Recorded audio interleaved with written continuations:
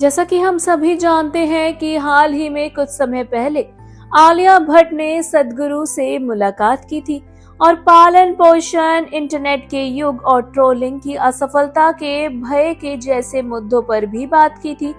एक सेगमेंट में आलिया भट्ट ने अपनी 3 साल की बेटी राह को लेकर सद्गुरु से पेरेंटिंग संबंधित सलाह भी मांगी।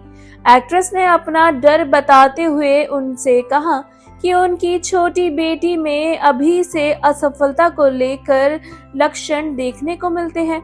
आलिया भट्ट ने सद्गुरु से पेरेंटिंग को लेकर अपने मन की उथल-पुथल को लेकर सवाल किए। उन्होंने पूछा, अगर कोई पेरेंट इस बात को लेकर चिंतित है कि वह एक अच्छे माता-पिता बने या नहीं, उनके लिए आपकी क्या सलाह होगी? आध्यात्मिक गुरु ने इस सवाल के जवाब में कहा, चिंतित माता पिता अच्छे माता पिता कभी नहीं होते। वहीं आपको बता दें, आलिया ने असफलता के डर के बारे में भी उनसे बात की। उन्होंने सद्गुरु से कहा कि उनकी छोटी सी बेटी राह में भी अभी से इसके लक्षण देखने को मिलते हैं। उन्होंने कहा, हम सभी को असफलता का डर होता है। मेरी बेटी जैसे जैसे बड़ी हो रही है, वो हमेशा जीतना चाहती है। वहीं अगर कोई और फर्स्ट आ जाए तो वो कहेगी कि उसने चीट किया है। मैं उसे समझाती हूँ और बताती हूँ कि नहीं, वो फर्स्ट आए थे।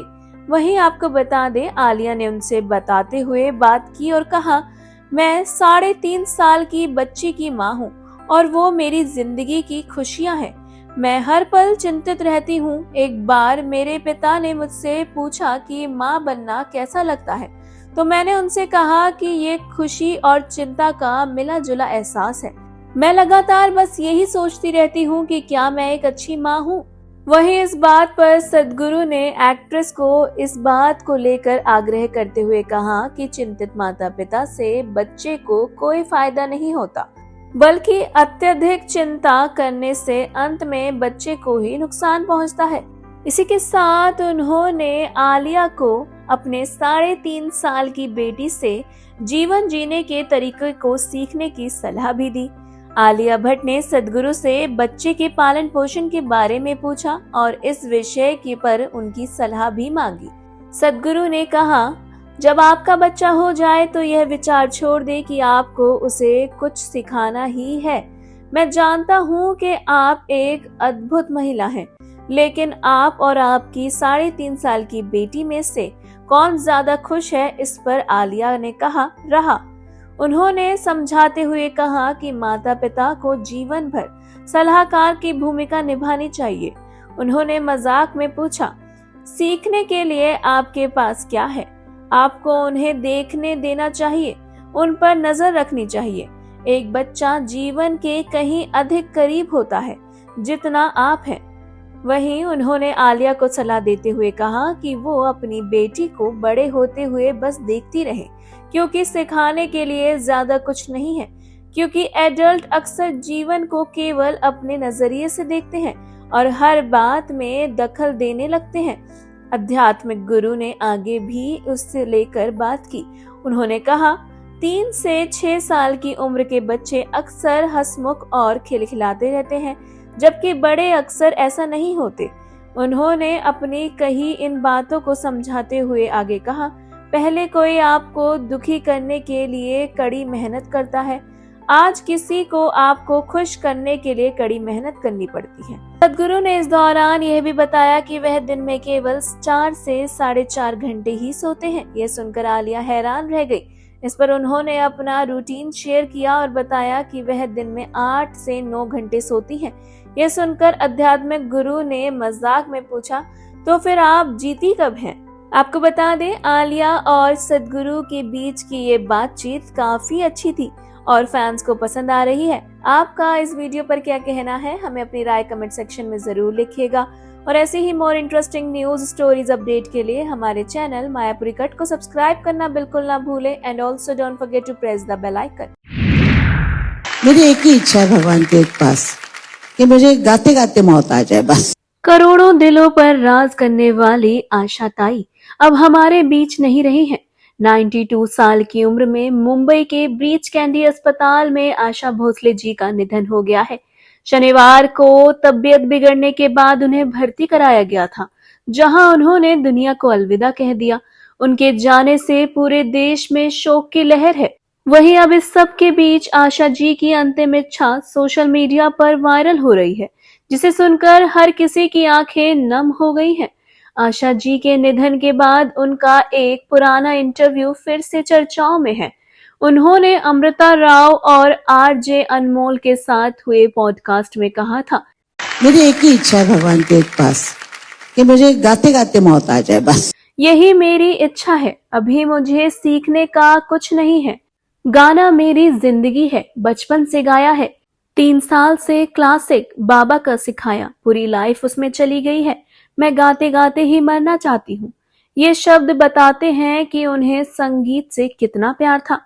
आशा जी की आवाज का जादू ऐसा था कि उन्होंने हर तरह के गानों को अपनी पहचान दी।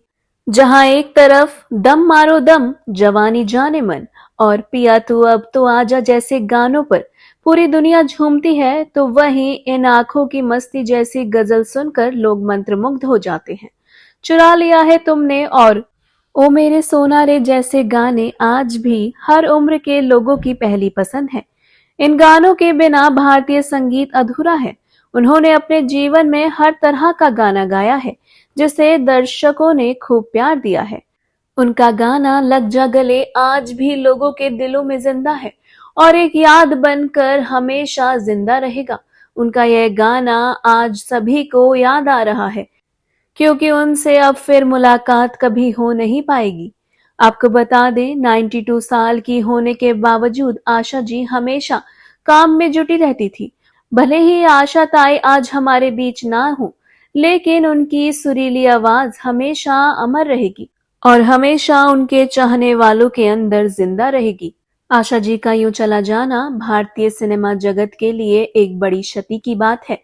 आपको बता दें, शनिवार को तबीयत बिगड़ने के कारण उन्हें ब्रीच कैंडी मुंबई के अस्पताल में भर्ती कराया गया था, जिसके बाद रविवार को उन्होंने उसी अस्पताल में अंतिम सांस ली और इस दुनिया को अलविदा कह दिया। उनके चाहने वाले और उनके परिवार वाले उनकी आत्मा की शांति की प्रार्थना कर रहे हैं।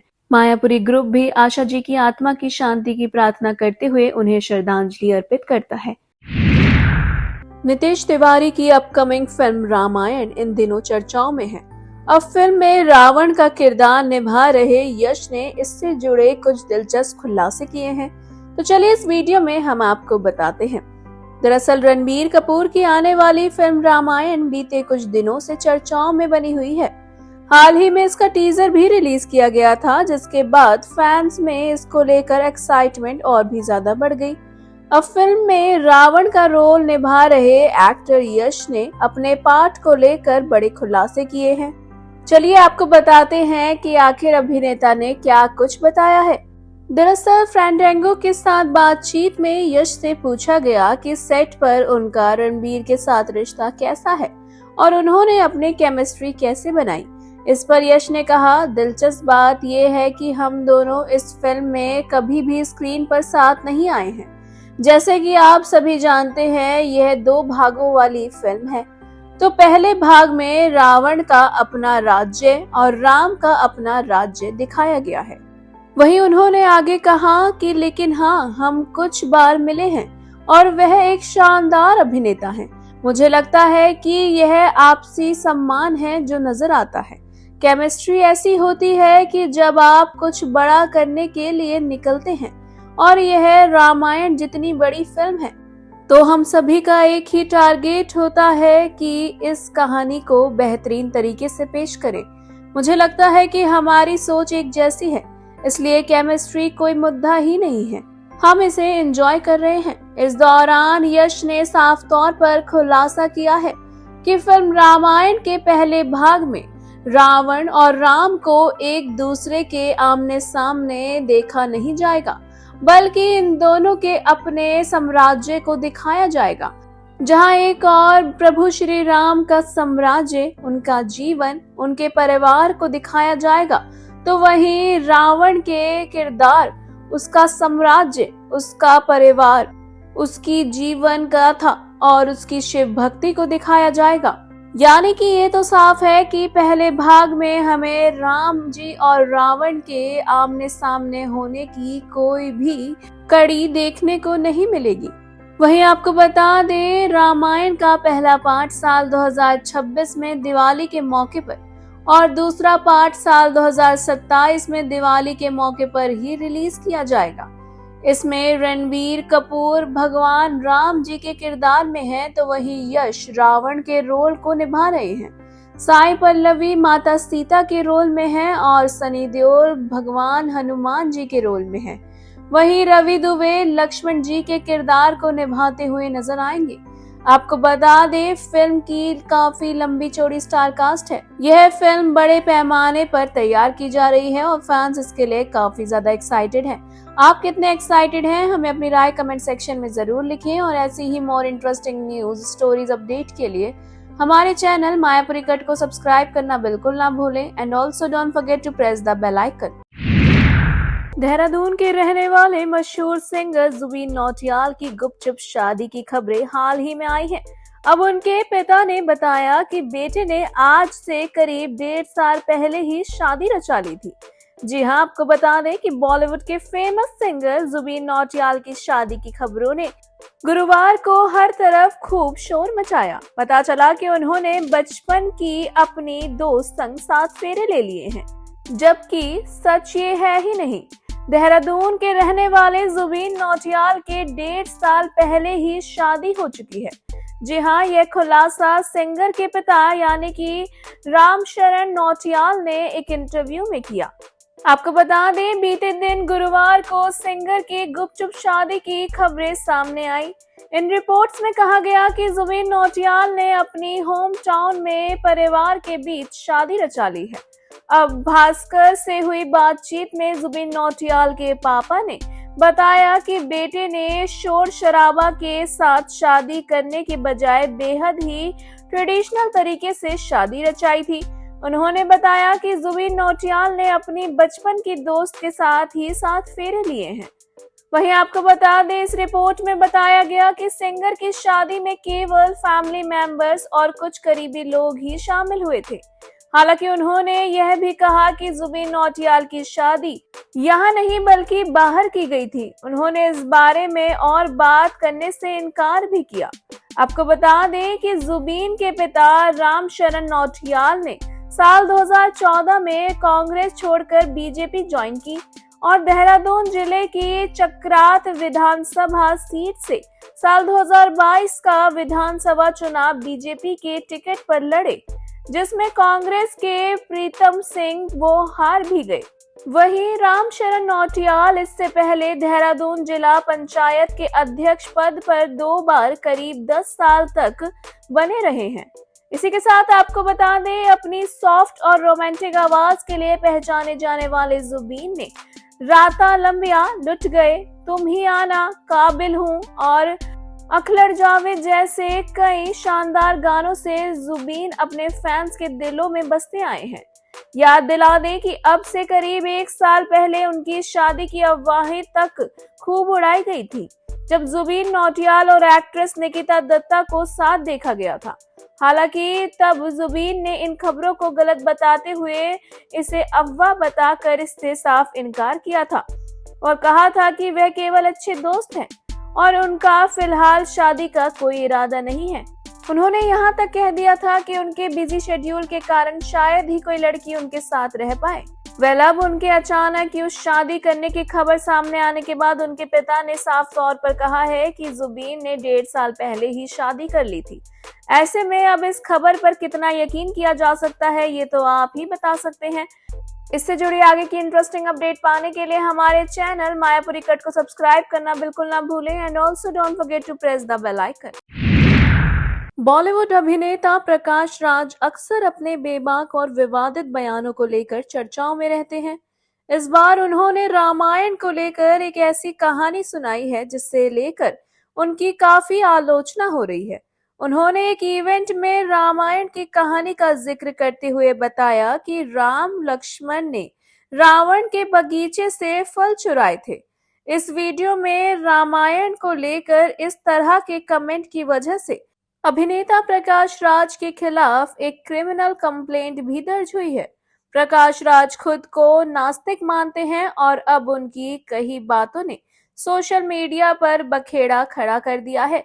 उनका एक वीडियो इस वक्त चर्चा में है जिसमें वो अपनी बात रखने के लिए रामायण का जिक्र करते दिख रहे हैं। उन्होंने अपने वर्जन में रामायण की कहानी कहते हुए कहा, राम लक्ष्मण और सीता साउथ की तरफ आ रहे। तभी लक्ष्मण ने कहा राम। राम जी बोले क्या हुआ लकी? लक्ष्मण ने कहा यहाँ पर एक जंगल है। राम जी ने कहा नहीं, ये किसी का खेत है। वहीं लक्ष्मण ने कहा वहां फल है, क्या हम उन्हें खा सकते हैं? बोले राम जी हाँ। लक्ष्मण ने पूछा पर क्या ये चोरी है? राम जी ने कहा नहीं, अगर तुम भूखे हो तो खा सकते हो। प्रकाश राज ने इस कहानी पर आगे कहा वो लोग खा ही रहे थे कि तभी शूर्पणखा और रावण आ गए। शूर्पणखा काफी गुस्सा हो गई। उसने कहा भैया ये लोग फल खा रहे हैं। इस पर रावण ने कहा वो लोग भूखे हैं, उन्हें खाने दो, हम बाद में इनसे बात करेंगे। जब उन्होंने खा लिया तब राम ने लक्ष्मण से कहा अरे लकी। राम लक्ष्मण को लकी कहते हैं। उन्होंने कहा कि कुछ आदिवासी यानी कि रावण और शूर्पणखा आए हैं। इस पर रावण ने कहा नहीं, हम ही मालिक हैं। अपनी इस कहानी को आगे बढ़ाते हुए प्रकाश इसमें जीएसटी और नॉर्थ साउथ की डिबेट भी ले आए और बोले राम ने कहा हमने फ्रूट्स खाए हैं तो हम पैसे भी देंगे। इस पर शूर्पणखा ने कैलकुलेट किया और कहा $2000 जीएसटी के साथ। राम लक्ष्मण ने कहा कि नहीं, हमारे पास पैसे नहीं है। तो रावण ने उन्हें 20% का डिस्काउंट दिया, लेकिन उन्होंने कहा कि नहीं, हमारे पास पैसे ही नहीं है। इस पर रावण ने कहा अगर डिस्काउंट देने के बाद भी आपके पास पैसे नहीं है तो यहाँ आप कोई टूरिस्ट नहीं जो फल की खोज में आए थे, और अब जब फल खा लिए हैं तो उसके बीज को प्लांट करो, पेड़ बनाओ और वापस जाओ। दरअसल रामायण का ये अपना वर्जन सुनाते हुए Prakash Raj north south debate पर तंज कस रहे थे। उन्होंने कहा कि नॉर्थ से साउथ जाने वाले लोग उन पर जबरदस्ती हिंदी ना थोपे। उन्होंने कहा कि किसी बैंक का मैनेजर बनकर हमें बीफ खाने से मत रोकिए, हम बीफ फेस्टिवल भी करेंगे। प्रकाश यहाँ नहीं रुके। उन्होंने आगे कहा नॉर्थ के लोगों को साउथ में आकर काम करना चाहिए और वापस चले जाना चाहिए। उन्हें वन नेशन वन इलेक्शन जैसी बातें नहीं करनी चाहिए। अब प्रकाश राज के इस वीडियो पर जमकर बवाल हो रहा है। यही नहीं, गुस्से से भड़के लोगों ने प्रकाश राज को फिल्म वाराणसी से हटाने की मांग की है। आपको याद दिला दें, इस फिल्म में प्रकाश राज को शिव भक्त की भूमिका में देखा जाएगा। आपको बताएं, इस वीडियो को शेयर कर सोशल मीडिया पर किए पोस्ट में पुलिस शिकायत की बात की गई है। पोस्ट में उनके खिलाफ दर्ज शिकायत को लेकर कहा गया कथित तौर पर उन्होंने मजाकिया और विवादास्पद कमेंट किए, जिसमें उन्हें सुझाव दिए कि राम नॉर्थ से थे जबकि रावण साउथ से थे। उन्होंने मजाक में कहा उनकी दुश्मनी तब शुरू हुई जब राम ने रावण से फल लिए। उन्होंने व्यंग्यता कमेंट करते हुए कहा कि शूर्पणखा के साथ $2000 की डील और जीएसटी विवाद ने इससे पूरे घटनाक्रम को जन्म दिया और लक्ष्मण का मजाक भी बनाया गया। अब वहीं प्रकाश राव अपने इस कमेंट के बाद से विवादों में घिर गए हैं। वेल, आपका प्रकाश राज की इस बात पर क्या कहना है? हमें अपनी राय कमेंट सेक्शन में लिखें और ऐसी ही इंटरेस्टिंग न्यूज स्टोरीज अपडेट के लिए हमारे चैनल मायापुरी कट को सब्सक्राइब करना बिल्कुल ना भूलें and also don't forget to press the bell icon. महान गायिका आशा भोसले जी का रविवार 12 अप्रैल साल 2026 को मुंबई के एक अस्पताल में निधन हो गया। वह 92 साल की थी। जाने इस वीडियो में आशा ताई के बारे में कुछ रोचक बातें। आशा भोसले बहुत प्रतिभाशाली गायिका थी। उन्होंने 80 साल लंबे करियर में ढेर सारे यादगार गाने गाए। उनकी आवाज में गहरी भावना थी जिसने लोगों के दिलों पर गहरी छाप छोड़ी। उन्होंने फिल्म के गाने, पॉप, गजल, भजन, शास्त्रीय संगीत, कव्वाली, लोकगीत और रविंद्र संगीत जैसी कई तरह की संगीत शैलियों में गाने गाए हैं। तो चलिए आपको इस वीडियो में हम उनके रोचक तथ्यों के बारे में बताते हैं। आशा भोसले जी के पिता दीनानाथ मंगेशकर गायक और अभिनेता थे। आशा जी जब सिर्फ 9 साल की थी तब उनके पिता का निधन हो गया था। इसलिए आशा जी और उनकी बहन लता मंगेशकर जी ने परिवार का खर्चा चलाने के लिए फिल्मों में गाना गाना शुरू कर दिया था। आपको बता दें कि आशा जी ने सिर्फ 10 साल की उम्र में ही 1943 में अपना पहला मराठी गाना गाया था। उन्होंने मराठी फिल्म भाजा बल के लिए पहला गाना गाया था। इसी से उनकी गायकी का सफर शुरू हो गया। आशा ताई कई तरह के सुरों को बहुत अच्छे से गा लेती थी। उन्होंने हिंदी, मराठी, बंगाली, तमिल, तेलुगु, कन्नड़, मलयालम, गुजराती, उड़िया, असमिया, भोजपुरी के अलावा रूसी और मलय जैसी कुल 20 भाषा में गाने गाए हैं। गाने के अलावा आशा भोसले जी को खाना पकाना बहुत पसंद था, जिसके चलते साल 2002 में उन्होंने इस शौक को बिजनेस बना दिया। दुबई में उन्होंने आशा नाम का पहला रेस्टोरेंट खोला। यह रेस्टोरेंट उत्तर भारतीय खाना परोसते हैं। बाद में बहरीन, कुवैत, कतर, मैनचेस्टर और बर्मिंघम जैसे कई देशों में भी उनके रेस्टोरेंट खुल गए। आशा जी का आखिरी गाना ब्रिटिश बैंड गोरिल्लाज के साथ था। गाने का नाम था शैडोई लाइट। यह गाना इस साल फरवरी में रिलीज हुआ था। इसे मुंबई में उनके घर पर रिकॉर्ड किया गया था। इस गाने में भारतीय शास्त्रीय संगीत और ब्रिटिश पॉप का सुंदर मिश्रण है। बहुत कम लोग ये जानते हैं कि आशा जी ने रूसी और मलय समेत 20 से ज्यादा भाषाओं में गाने गाए हैं। उन्होंने कई बार फिल्म क्रू और दोस्तों के लिए खाना पकाया है। आपको बता दें कि उस्ताद अली अकबर खान के साथ लेजेसी एल्बम के लिए उन्हें ग्रैमी अवार्ड का नामांकन भी मिला था, जो अपने आप में ही एक बड़ी उपलब्धि है। वहीं आशा उन पहले भारतीय गायकों में से एक थी जिन्होंने बहुत पहले ही पॉप और फ्यूजन संगीत के साथ प्रयोग करना शुरू किया था। आशा जी के यूं चले जाने से उनके चाहने वाले और परिवार वाले गहरे सदमे में हैं और उनकी आत्मा की शांति की प्रार्थना कर रहे हैं। वेल, आपको आशा जी के इन तथ्यों के बारे में जानकर कैसा लगा, हमें अपनी राय कमेंट सेक्शन में जरूर लिखिएगा। और इससे जुड़ी अपडेट्स पाने के लिए हमारे चैनल मायापुरी कट को सब्सक्राइब करना बिल्कुल ना भूलें and also don't forget to press the bell icon.